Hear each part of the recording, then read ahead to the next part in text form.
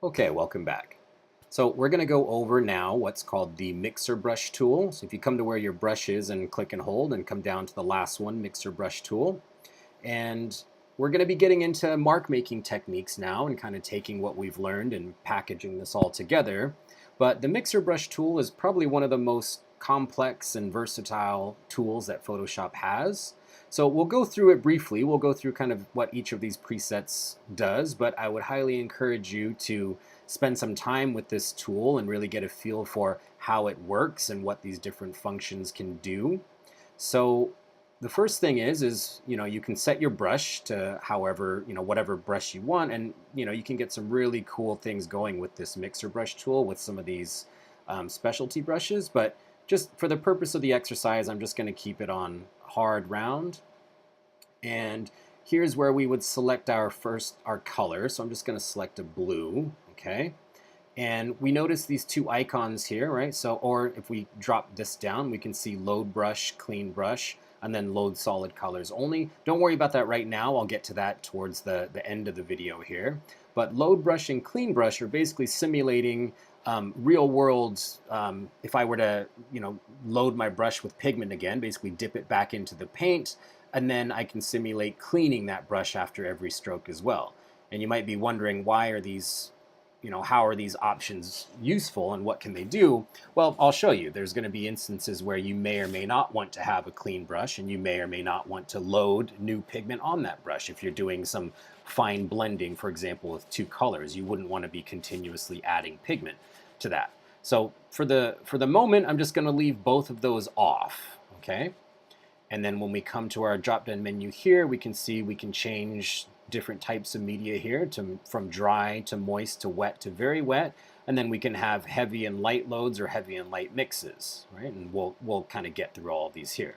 So since we're using a dry medium, so we have these four settings we can play with here: wet, load, mix, and flow. Right? Wet is, how wet that medium is, but because I have it on dry, the default went to 0. But if I change this to anything, then we'll see this changes to custom, right? So if we're on dry, that's going to be always set to 0. Load is how much pigment you actually have on that brush. The higher this is, the longer that stroke will last before it fades out into the background color of white or whatever until you run out of pigment. The mix, because this is dry, the mix is going to be 0 as well, but we'll get to that. And then flow is how readily that pigment is flowing from the tip of that brush, right? And then smoothing, you can turn this up or scale this up or down if you're doing some freehand curves and things like that. But the higher that goes, the slower your mark will render. So I'm just going to leave that at 0 for right now. And then sample all layers, I'm going to just leave that unchecked. In fact, I'm going to just make a new layer, okay, and make sure that's not checked. And let's just demonstrate. I'll just kind of show you some of these strokes and how changing these can affect that right now. So using the presets that we have now, if I just, let me click and let me pick a blue color here. So I'm clicking and I'm holding, right? I'm holding down the same stroke, and I'm just going to show you what that 50% load will look like. Okay. And we see it starts to run out like by the edge of the paper there, right? So it gradually ran out of pigment, and now if I click and try to do anything, nothing is going to happen because I didn't instruct Photoshop to load the brush or clean the brush. So nothing, I can't do anything right now, okay? So in order for me to get that pigment back on there, what I'm going to do here is I'm going to come up to load the brush, right? Load the brush after each stroke. So now that's on. So now that means I'm going to do the same thing. I'm going to click and I'm going to drag, and it should run out right at the same place. I didn't change anything. So there we go. It ran out there. But now if I click again, that pigment comes back in the exact amount as before. And we can see, there we go. Now I'm doing this just on my trackpad, so this isn't the best. It's not the most practical. So if you have a tablet, this would be where that could really come into play. So load the brush. So the brush is loading after every stroke. And now let me just show you. So if I change this, let's take this down to 10%, or just 11%. Now watch how short that is, right? Now it runs out there. right? So the higher that is, and especially too, so if the load is on 100, then it will never, that mark will never fade. It will continuously run, right? But it'll also run for longer if your medium is wet. So the higher the wetness is, the longer that load will last as well too. So on flow, right, it's not really going to change anything on this, right, because of the dry medium. Oh, maybe that increases. Yeah, okay, I see. So that's going to shorten that mark as well too. Okay, so again, play around with these on your own time because this tool is pretty versatile and limitless. There's a lot that you can do here. Let me delete that. So that's dry medium, and now so let's jump into, let's just go to a wet medium here. And now I'll show you, so with this load selected, right, where it's reloading the pigment after every stroke, now we can see we have, when it's a wet medium, we see that we have mix, right? We can change the mix. But just for right now, I'm going to just keep these all at 50% just for the purpose of demonstrating. And if I click here and drag, right, you can see that because it's a wet medium and because I could adjust that load and the flow, like we'll see this is still the same mark and it will eventually run out. It just might, it could just be a little while.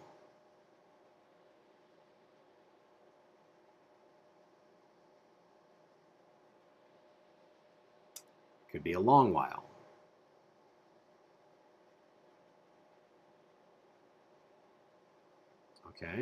Okay, there we go. There we go. So I was holding it and we could see as it was getting closer, can you see how that stroke is starting to taper, right? It starts to get smaller and smaller and it's actually simulating what a real brush would look like as it's running out of pigment. So we can see that lasts a lot longer. And since I had it on load pigment again, so now if I click again, now that same thing has been reset. I have that same amount of pigment to do as I would like, okay? So let me delete those. And then if now once we start mixing, so here, now let me show you. So I'm going to, let's see, here's some blue paint, right, that I'm going to put down, okay? And now I'm going to switch to red, okay? And let me work this here, okay? So now watch. If I take my red pigment, if I come into the blue, this will now start to mix into a violet, right? And this is where it may be beneficial to have load on or off, because now if I click, right? So right now that it was on load pigment, so it's going to keep this pigment here. So if I click here, we see I have that purple color initially, but then as I begin to move around, I get the reintroduction of that red paint, right? So again, play around with this because there's a lot of different things that you can do here. So here's my red pigment. Let's come in. Let me do a green here. Here's green. Okay. And right now this load pigment is on. So every time I click somewhere, I'm going to get that green. Okay. And if I click inside of this red and start to move around, we see that it starts to mix, right? And then if I click somewhere else here, we see that the brush hasn't been cleaned, right? But that green will start to come back. So as I move this around, right, that green will come back. So this is where you would have to decide, do I want to load that brush or have it cleaned between every application of paint? So now I'm on clean brush and I don't have anything selected. So if I click and move around, nothing is happening. But if I come into this pigment here and if I click, I can drag some of this pigment out, right? And notice that stroke dissipates, right? It's pulling out of that pool of paint. And then every time I click, right, so because it's on clean brush between every stroke, I can come click on the red, and that, it'll do the same thing. So wherever I click, it's basically just pulling and grabbing out outside of that dollop of paint. But that's because I have clean brush on. If I turn that off, now watch, if I click in here, and then if I click in here, notice that green comes, right? So this really does operate like a paintbrush. If I were to dip my paintbrush into the red and then come to the blue, that red is initially going to be mixed into that blue, and then same. So now I have a purple. If I come into the green and click, I get purple, but then as I start to move around, it will start to mix. And the actual color mixing is pretty accurate here, so it works really well. And again, you just have to figure out when you might want it to be a clean brush and when you want that brush to be loaded with pigment every time. I'm going to delete all of this here.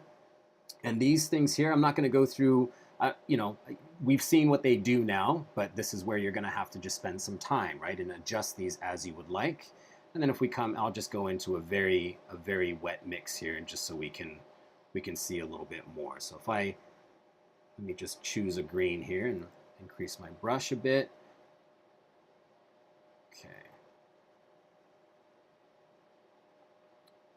Okay, so it's very wet, so it's not as saturated, right? This is closer to watercolor, right? So it's not making quite a heavy saturated mark. So keep that in mind. Here's my blue. So the more I go over it, the more saturated it will become. And right now, neither of these are on. I mean, I just turned them on now, but they're both off. And I'll just kind of demonstrate as I bring this blue into the green. We can see it starts to drag some of that out, but then when I click back here, I get a little bit of that green, right? Okay. So here's a photograph that I can use to show you a bit more about the mixer tool. And so remember up here, when I click this down, we had load solid colors only. So right now that's selected. So, and I picked out that orange color. Let me just, I'll pick a blue color here. If I come back to my mixer brush tool. And right now it's on wet, everything's at 50%. Again, this is where I would encourage you to play around and change these so you can see how this works. But just to demonstrate here, so if I just click anywhere and if I start to drag around, we see that blue color coming out. But then it's also pulling and mixing and interacting with the colors that are on the photograph right there, right? So we can see how that can work. Okay. But then let me show you. And so right now, so load brush and clean brush is not on right now. So it's not going to load that new color and it's not going to clean the brush. So wherever else I click, it's just basically going to, whatever paint I had in the brush is just going to be brought back, right? And we can see how this could work. So if we come down to the drop-down menu and let's turn load solid colors only off, right? And then here's what we can do is we can take a sample, and I'll just show you what I mean by this. So if I go a little bit bigger, if I hold Option, and if I click right here, we can see that changed into that entire selected circle area. So now if I come somewhere and if I click, right, it's gonna use that as the painting pattern, but then it's also blendable and you can use it to smooth and mix, right? So you could actually load a solid color, or you can load a particular pattern or a particular texture of color that you wanted, okay? And, I'm just using the hard round brush right now. If I were to be doing something on this photo like you're gonna do in your exercise, I would definitely change my brush to something that's more brush-like, right? Or change to something that would give a bit more indication of physical strokes. So let me come in here and I'll just to show you the difference on what these can look like. So much more believable as a stroke, right? Just changing that brush tip, right? Because that hard round doesn't quite look right for this image. So just keep that in mind. Your brush heads and the types of strokes and marks that you make are all about, this week's exercise and learning how to better integrate these into the project. We're going to be getting into digital painting and mark making, and one thing that I'd like you to do just to get some practice with how this works and actually getting a sense of your aesthetic when it comes to just digital painting. So for example, I have an image here that I was kind of playing around with. And what I'd like you to do is I'd like you to use the mixer brush and just the mixer brush. And I would like you to find an image, any image of your choice. And I want you to use the mixer brush to turn that into somewhat of a digital painting, right? And again, I'm not expecting you to be, pros with this tool, but I would like you to just get a sense of how this works. Think about your brush strokes and the direction of your brush strokes and the texture of your brush strokes, and just use that mixer brush to go over an image. And here I was kind of, like I said, I have an image here that I was kind of working with and playing with, and with just the mixer brush and varying my size and playing with mixes a little bit, I'd like you to go over an image and turn that into a painting. Now this is kind of you could just go up to filter and, do the same thing here. But what I'd like to do is I'd like to be able to see, right? So I did this all on another layer, and if I turn that off, you can see everywhere where I didn't manage to hit it with the mixer brush. So when you do this, I'd like to see both of these layers. I'd like to see the original, and then I'd like to see your kind of your edited version. And again, it's not, if we wanted to make a digital painting, we would make a digital painting. So just think of this as practice, but I want you to get a sense of how this tool works. So using the mixer brush tool and an image of your choice, go about changing these settings and changing your brush strokes to make this a digital painting here, okay?